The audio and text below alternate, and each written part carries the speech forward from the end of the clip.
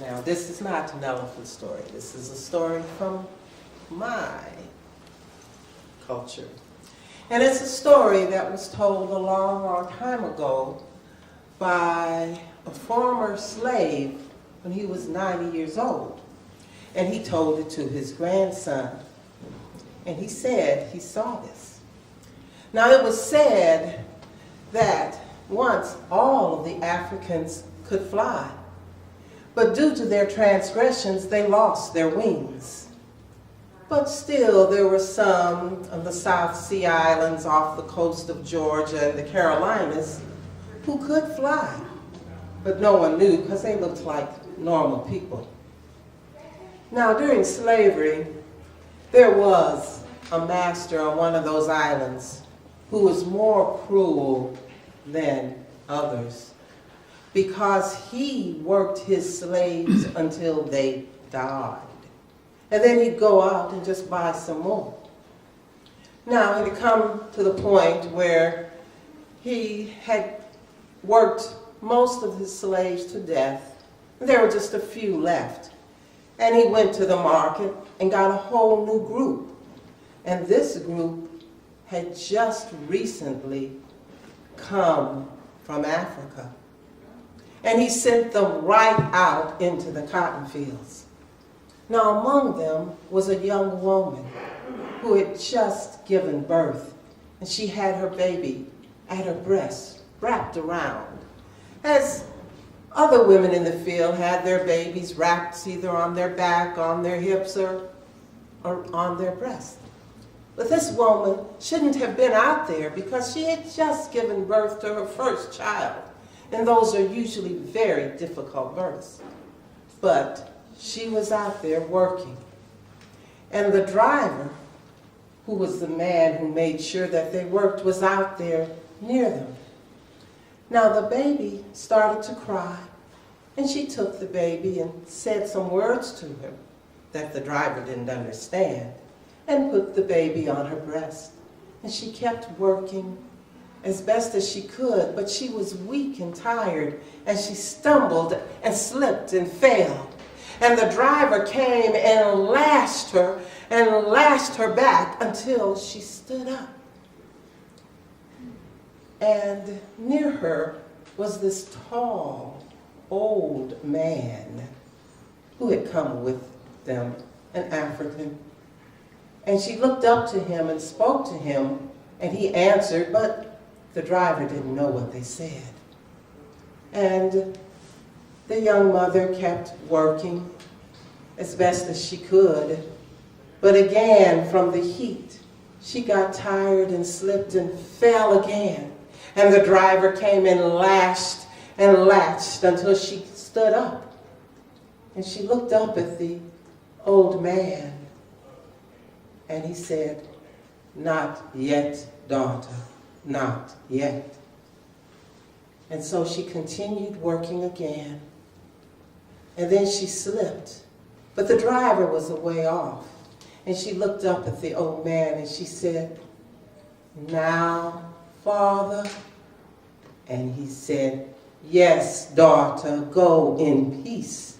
And he extended his arms so, and she leapt up and stretched out and flew over the fields and over the trees and out of sight. And the driver couldn't catch her. And now he was angry, and they were trying to make the other slaves work harder. And it was high sun, and the heat was hot. And a man fell, and the driver came and was lashing him, and he stood up. But as he stood up, the old man said some words that the driver didn't understand. But that slave that had been lashed looked at the driver and laughed and lifted his arms, and he was up in the sky. And he flew over the field and over the woods and out of sight. And then they kept working, and the sun was still hot, and another man fell. And this time the overseer came, and he was beating the man And the man stood up, and the old man said those same words and extended his arms, and that slave lifted up and flew out over the land. And they kept working. But now the master had seen and the overseer was seen, but one other slave fell, and the driver and the overseer and the master started to run because the master yelled out, "Get that old man, he's the one doing this." But he lifted his arms, and that man got up and flew away. And as the overseer and the driver and the master was coming, and the master had torn a picket off a fence with the idea to beat that old man to death, he stood in the middle of the field and he said words that the master and the driver didn't understand, but all the black people in the field stopped and heard him. And as he spoke, they recalled the power that had once been theirs. And in one movement, they all lifted up off the ground. And the men were clapping their hands, and the women were singing, and the children were laughing who weren't on the breast of their mothers. And they all stretched out and flew high and over the field like a flock of crows. And the old man brought up the end, and he was laughing as the driver and the overseer ran after them. But they kept flying over the rivers, over the woods, and all the way to the rim of the world, and disappeared like leaves in the sky. And so it was that same remembrance that rested in the heart of every slave. And many of them did escape. And many wondered how it was that black people were able to endure. It was because they knew and remembered that power and quest for freedom, the freedom of knowing who you are and knowing that no human being can take that from you. That was the freedom that got them through slavery, that got them through the Underground Railroad, that got them through the Civil Rights Movement, and continues today. And not only with the black people, but all people who people think are oppressed. Everyone has that freedom to fly away.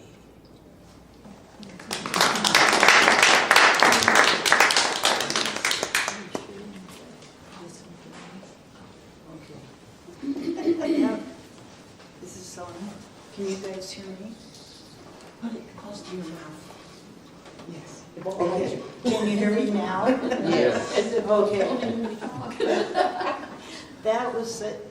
I've heard her tell that story before, and it's such a powerful story. I hate to follow it. But I hope one thing you guys take away from this is that there are all kinds of stories. There are all kinds of ways of delivering the story you want to tell. And there's personal stories. There's stories like we've heard from these people. And it doesn't matter. This sounds like an advertisement. But I have to say it. If we meet here every Saturday, Not every month. Oh, I'm gonna come over. We meet here every third Saturday in that room up the way there, and just listen to each other tell stories. And whatever, everybody here is welcome to come. And just remember, I don't know, it's almost like we're like the people that got up and flew, that we've got stories in us and we shouldn't be afraid to share them, whether they're the fables and stuff or whether they're personal stories that mean a lot to us, or stories that make us laugh. So anyway, I had to do that. The story that I'm going to tell you is true. When I taught school, and I taught for about 30-some years in Minnesota and Anchorage and mostly in Girdwood. If you were going to come into my room anytime, any day, you would see one teacher, you would see probably 25 kids, all hopefully learning, and you would also see probably a parent helper in there, because I really enjoy having the parents come in. And you would also always see animals. And I'm not talking about the children here. But it was always important for me to have animals in my classroom, because I guess I grew up with animals. I really liked them. They were, I always could create some kind of curriculum around whatever animal was in my classroom. Or I don't know, they were just, I had to have one, at least once. And I've had all different kinds of animals. But there's so many stories about these animals, it's crazy. But this story is about, I was in Girdwood, I was teaching 4th grade. And the August before school, in the summer, it was August, and so I went up to Ontario, Canada, to stay at my parents' summer place, which is on Lake of the Woods. And let's see, it probably was about a week before I was going to go back, to fly back to Anchorage, that I realized I didn't have an animal lined up for the next school year. So, and this was a big deal to me. So I just tried to figure out, I was thinking about that when we were out fishing or hiking or whatever. And lo and behold, here on a Wednesday, I remember it was a Wednesday, I went out early in the morning out by the dock there. And I saw this hole, and before I got to the dock, and it was about this big around, and about that deep.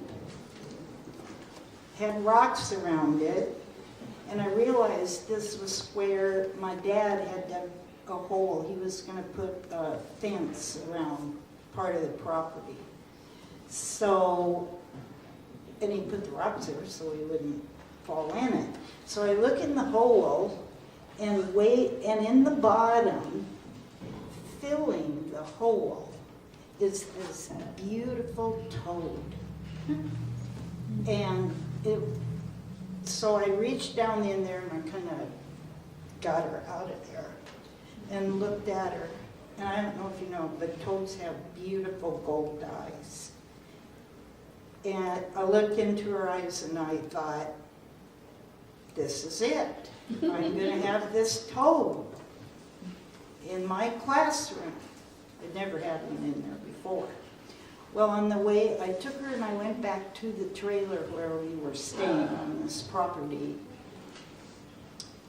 There was a metal coffee can, one of those big ones from whatever. And so I put her in there, turned around, and as I was going to take it in and show my parents, and there was another toad sitting on the step. I thought, I can't believe this. These are the only two toads I've seen up here. So I took that one too. And it was a little smaller than this other one. But I decided I can have two toads in my room if I want. So we kept them there for the next couple days. And they would eat, if you take a thread and just gently mush some raw hamburger on the end of it and just go, that, they ate it. I mean, they lip out with their tongue and it was gone. So I knew they'd be good pets. Well, we were driving to Winnipeg to visit some friends, and my parents were going to drive from Winnipeg after we visited these people down to, where did they live? Des Moines. They were still living in Des Moines, Iowa. And I was going to get on a plane and fly home to Anchorage. And when we got to Winnipeg, my dad says to me, "How are you going to get those things home on a plane?" Now, one reason he said that was because the last summer I visited them in Iowa, and I found this mud turtle about this big. And I decided that would be a classroom pet. So I bought this black plastic purse. I remember it was black and about that wide and had weird handles on it, But I put the turtle in there, and we went up to where the conveyor belt is, and I put this purse on there, and it went down the conveyor belt. Now this is way before 9/11, because you sent what you're going to carry on the plane down the conveyor belt, and whoever was with you could walk you right to your gate and wait with you. So this purse of turtle goes down the conveyor belt. I didn't think there would be any trouble. But I could see the x-ray of this purse. And this turtle was just going wild in there. Just, legs, arms, just like wild. And the lady that was the security person, she just jerked up and back and she said, "You can't take that on the plane. You can only fly with cats and dogs." So it was kind of embarrassing, actually, partly to my father because I handed him the purse. And he went. He didn't go to the gate with me. He took the turtle and left. Well, I knew that wasn't, I couldn't send those toads down there. I'd give worse response probably. So anyway, I say to my dad, "I don't know how I'm going to get them through." And my mother, she was in that last story I told you, very creative lady, she said, I know how you can do it. Let's go find a store with clothing and buy yourself some baggy pants. Would you share, please? These are very similar to what I bought. I remember they were kind of it was summer, so they were kind of a brown color, but they draped just like that. And they had pockets. Does yours have pockets? Okay. And then I said, well, it's really lucky I had two toads because I realized I was going to have to walk through with these toads on my body. And then I bought this kind of sleeveless thing that I put over my blouse.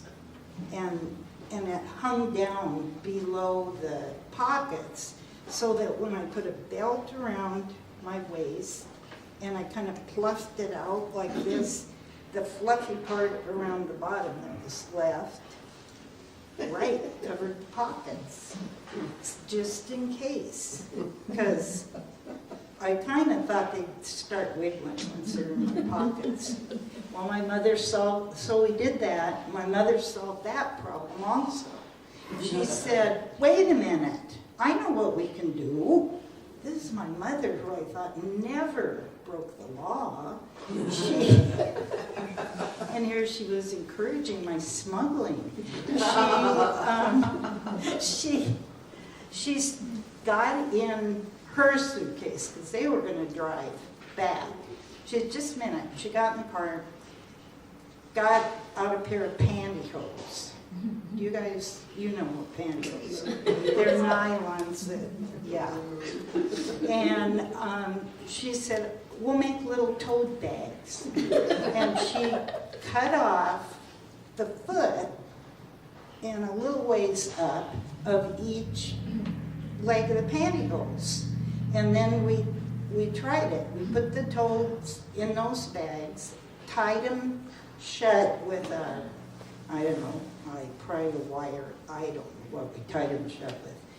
But, and then we put the toads on the, we were out in the parking lot, you know, after about to close. We put them on the floor of the, no, it was in the parking lot. We put them down on the cement to see what happened. So we had this cool little net bag, because she wore that kind that didn't have a toe in it for sandals.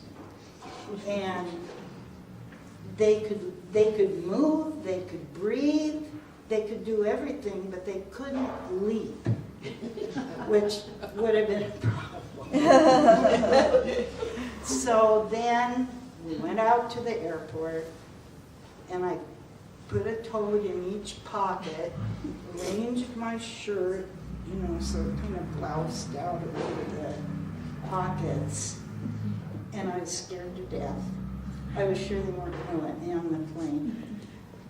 But I just put on my innocent look like there's nothing going on, and put my carry-on, my real purse, on the rear belt, walked through, no trouble. And I think I had 3 different airports I had to go through at that time. And every one you had to walk past security there. But it wasn't really like today's security, just one person. So, and each airport I went through, I got more and more confident. I couldn't believe it. The tolls were good. I took when I was sitting in the passenger seat, they were there, and I didn't sleep at all because they did move around. But when I go back to the bathroom, I take them with me, and I had 2. I used to buy margarine in these tubs that were about this big and about that high. They were not real big. And they were plastic, and I took 2 of those in there in the bathroom with me, and I put water in them because they need to stay moist, their skin, you know. And I just take them out of their little bag and put them in the water and let them sit there for a while and then go back. Well, they made it back to Alaska, and they they adjusted to the classroom perfectly. The kids would handle them and play with them during, we called it rest your brain, but it was a break, you know, in the morning. And they would play with them. They learned to handle them gently and appreciate toads.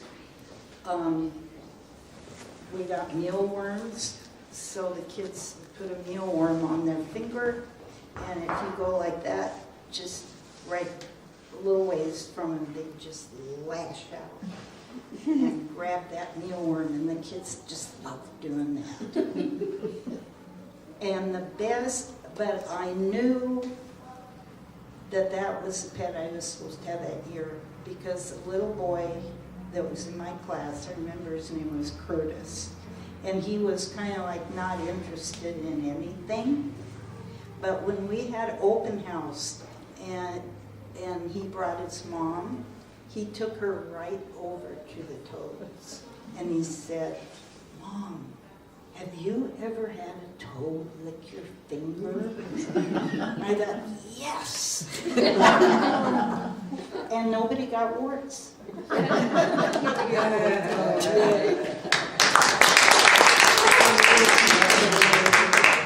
And now we're pulling in the storyline because all the stories are done and it's time to go home. Thank you for being such a lovely audience, and we will be meeting here coming the third Saturday of January, every third Saturday if you want to join us in the conference room from 3 till 5.